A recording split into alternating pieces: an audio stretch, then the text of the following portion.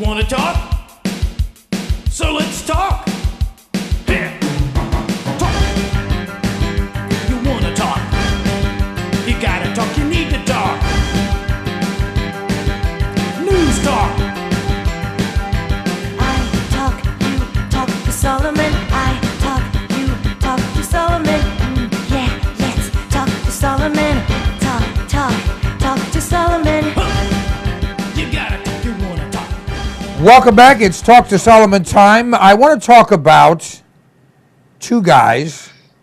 I don't see their names. I don't really care at this point. But these two men, twin brothers, were deaf. They were going blind. They weren't terminally ill. They weren't in pain. They just decided they didn't want to live without the ability to hear or see, which I can understand the trepidation. If you have no belief in God, if you have no comfort with the things that you have, the ability to feel, the ability to taste, the ability to get input in other ways, yes, there are many blind people, many blinded. I remember a lady named Helen Keller, if my mind serves me right, who was a marvelous human being that went through hell, and she never had the ability to see and never had the ability to hear, but by one way or another, she learned from a wonderful lady and made a great contribution. But all that aside, that's not the issue. The issue is, should you, whoever you are, trust government with the power to take human life, with or without consent? These two guys gave their consent. There have been thousands who didn't give consent. There have been those who have been terminally ill. Of course, life is a terminal illness. And those who had other challenges, whatever they might be, or if you were back with the Nazis, who only differed from the Democrats in that they spelled the word differently, just decided being of a certain religion, or being of a certain sexual orientation, or being of whatever. The question becomes, who gives and who takes life? Now, if you're a Christian, or for that matter, if you're a Jew, you have an answer. But if you're a liberal, or if you're an atheist or an agnostic, you don't have an answer. Now, I'm going to start this, obviously, with Dr. Keys. Alan, this situation with these two 41-year-old men opened a portal into a whole world of thought that many people don't want to think about and don't realize is out there. Well, Stan, I'm reminded, as we're speaking, of that famous passage from Shakespeare, where there's a description of the 7 stages of human life, and you end up at the end of it all shriveled up, sans teeth, sans eyes, sans hair, sans everything.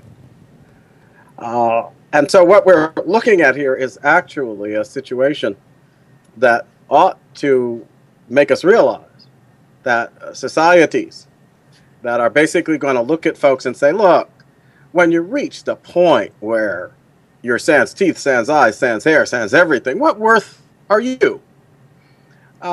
What's the point of living if you don't feel alive? See? Remember that famous line? That's a famous line, by the way, from one of those James Bond movies. Famous if you see James Bond movies. The only thing you have to remember, though, when you think of it, is that it was spoken by the really bad people. The folks who were out there doing whatever they had to do in order to satisfy their psychotic hunger for the feel of power and domination. See? When you're not one of those wicked bad people, there are other dimensions to life than the dimensions that allow you to feel your power and to experience sensually or otherwise these things of life. And to the degree that you understand that, the aging process is not, I mean, it's always going to have, because it's the nature of our human life. We're attached to certain things. I mean, and all of us who get to a certain age, and I'm at that certain age, where, yeah, just at first by degrees, life starts to tone down. And it seems to affect everything. It affects the colors you look at. It affects the taste of food. It affects your reaction to certain kinds of experiences that used to seem so marvelous, and that, who knows. But it also affects the fact that not everything that used to make you all excited seems all that important, because you start to look at things from a different perspective. And what you just said, Stan, reminds people of that perspective, the perspective of the truth that we're all mortal. We are all going down a road that at the end of the day withdraws us from this life. And if that's all there is, then I suppose you reach the conclusion that since you know that, and that's all there is to know, when you reach the point where you can no longer have these sensory and sensual and other kinds of experiences feeding what amounts to a psychic life that has no independence, no basis of its own, then you should kill yourself. Here's my question, though, for you, Stan. Do you think this is advice these people are now trying to give to everybody? So that when you reach a certain age, you'll look around and like those 45-year-olds, you'll say, well, hey, 45, here I am 75, and maybe it's time for me to just, sort of cut short this and shuffle off this mortal coil and so forth. Is there nothing that one has to offer, or nothing that would lead you to understand that maybe it's not your will but God's will, that would lead you in with the faculties you have? And these people obviously have them because they were making a decision, right? To ask yourself, where is God in this? See, that's what I think I would be led to ask. The Bible repeatedly, passage after passage, says, seek the Lord. Seek the Lord. And guess what, Stan? You can find the Lord wherever you are, because God is that principle of being which pervades the whole. In him we live and move and have our being, as the apostle says to the Athenians. If, and assuming that that is true, it doesn't matter if life itself has not been withdrawn, if all you have left is that interior. Maybe that's what God's inviting you to do, to deepen your sense of the presence of God. When all those external stimuli have been withdrawn, and what you have left is the sheer presence of that being which sustains all being. I remember reaching a point, I've told people about this at various times in my speeches and all. It was not the best point in my life, where I found myself so sad and down and depressed and all of this, where I reached a point where I found myself thinking, and all I have left, Lord, is you. And I was all sad and unhappy. And it was a great awakening for me, Stan, when the eye of my spirit was opened by God, who I think impressed upon me the absurdity of what I had just said. All you have left is the one who made the universe, who put the stars in place, who raised up the mountains and so forth. And you are being invited in this moment, all alone with him, to contemplate, to house yourself with the reality of his being, and come to a better understanding of who he is and therefore who you are. It saddens me that these two gentlemen have no experience of that dimension of their humanity which should open them to the truth of that moment, and which actually means that the course of our lives, as we are withdrawn from the imperatives of our carnal and sensual ambitions, may in fact be God's gentle way of inviting us home.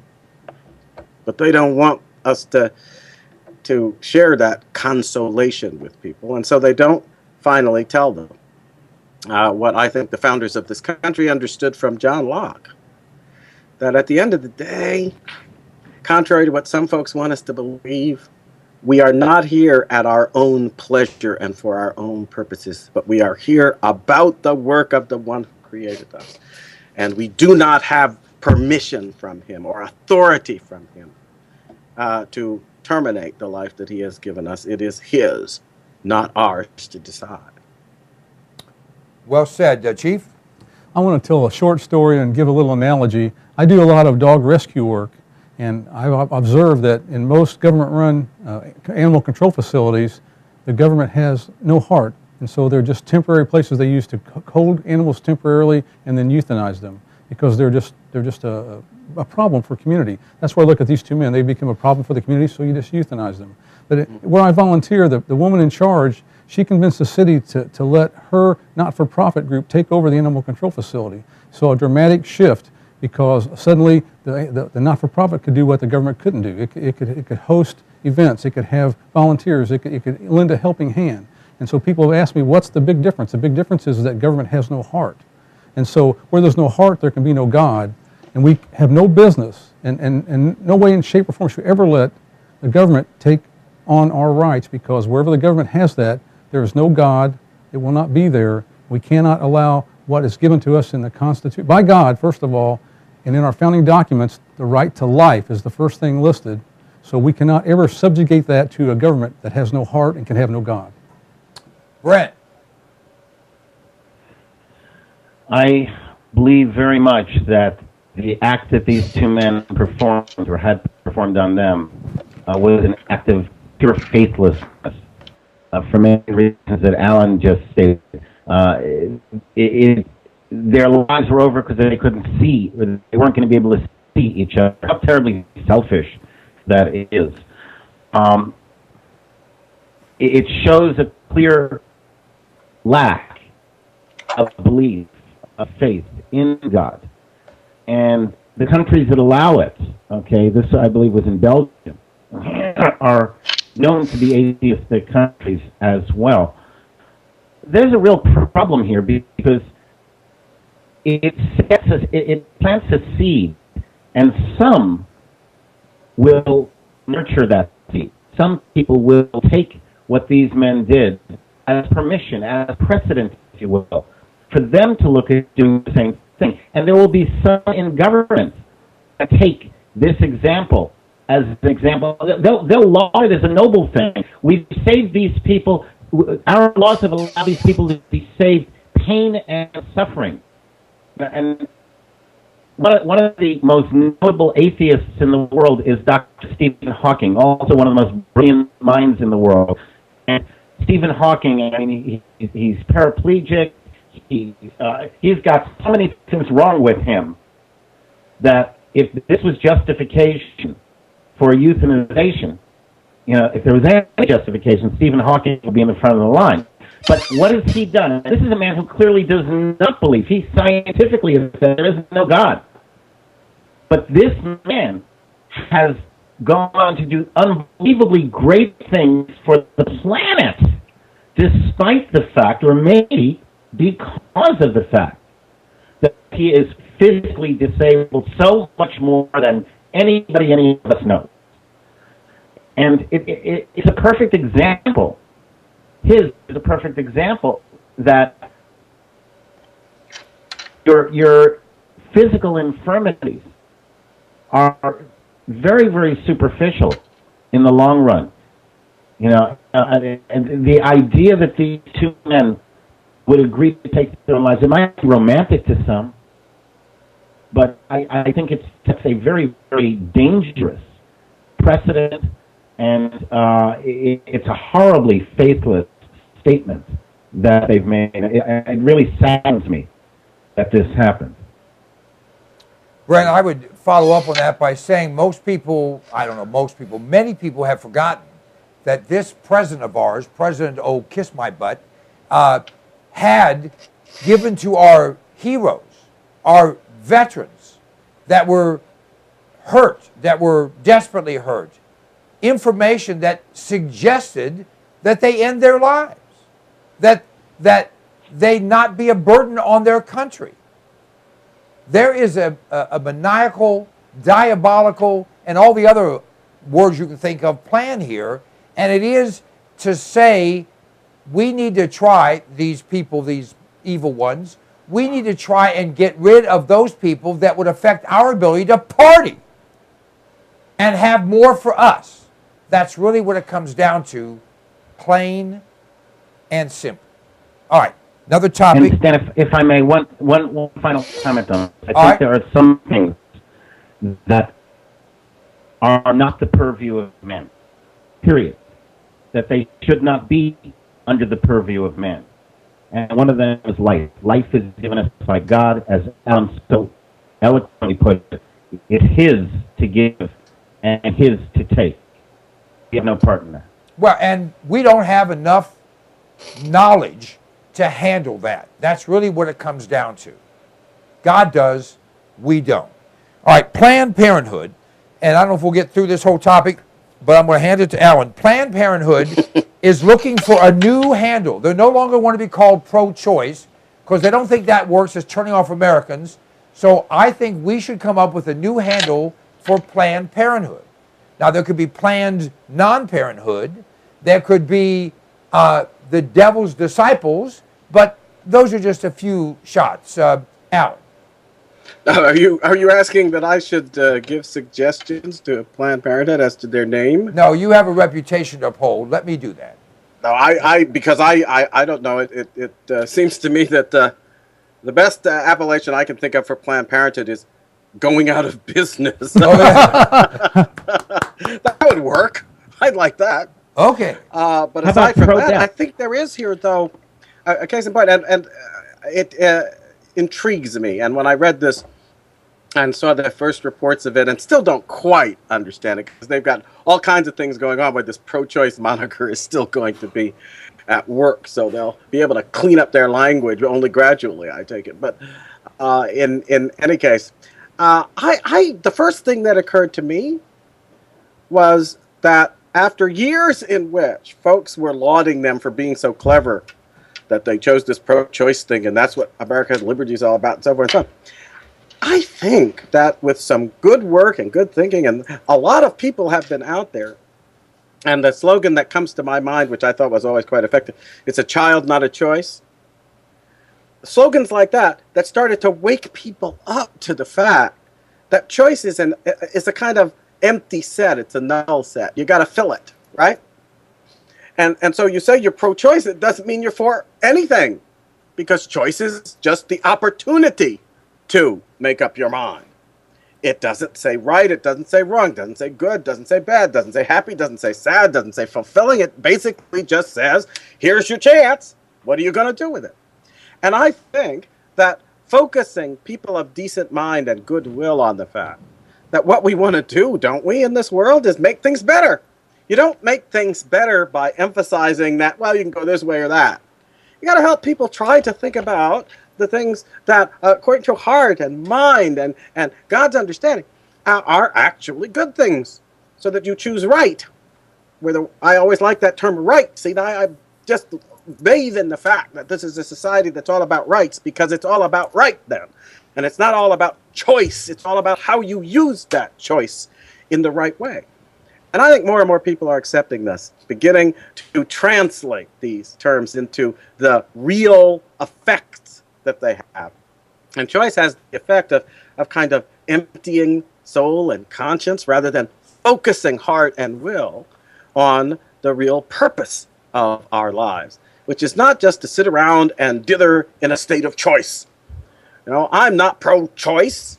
I'm pro-good choices and right choices and effects and fruits and outcomes that reflect them. And I think a lot of common sense ways people are like that.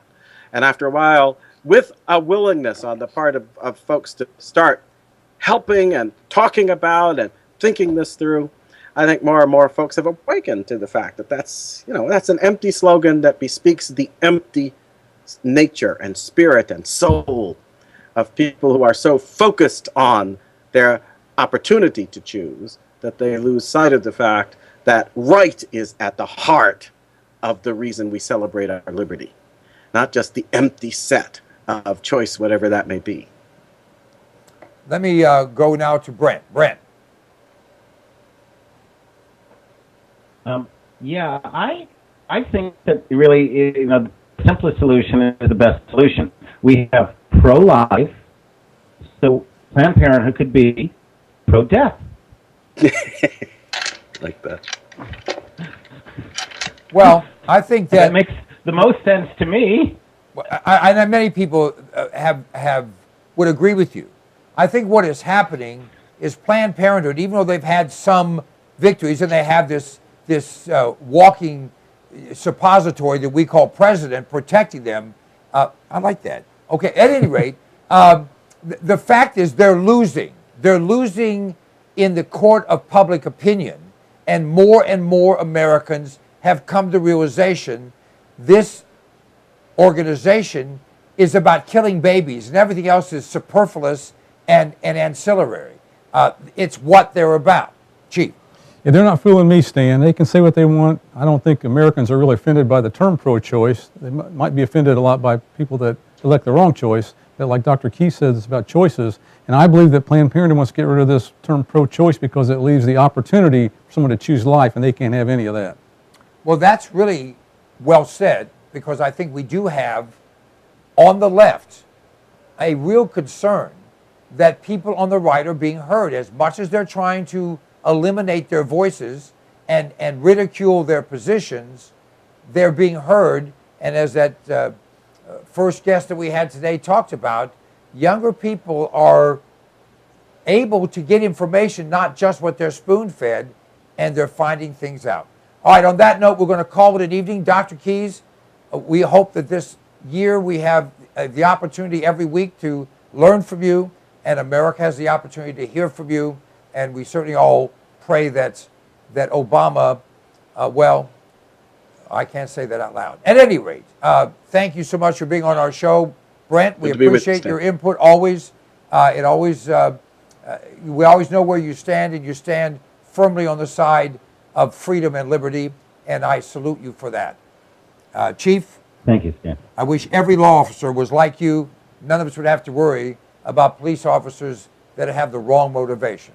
And for those of you who listen and watch and spread the word, thank you very much. We appreciate all that collectively we can do, because we are, we believe, working hard on God's side. Good night, everyone. All right.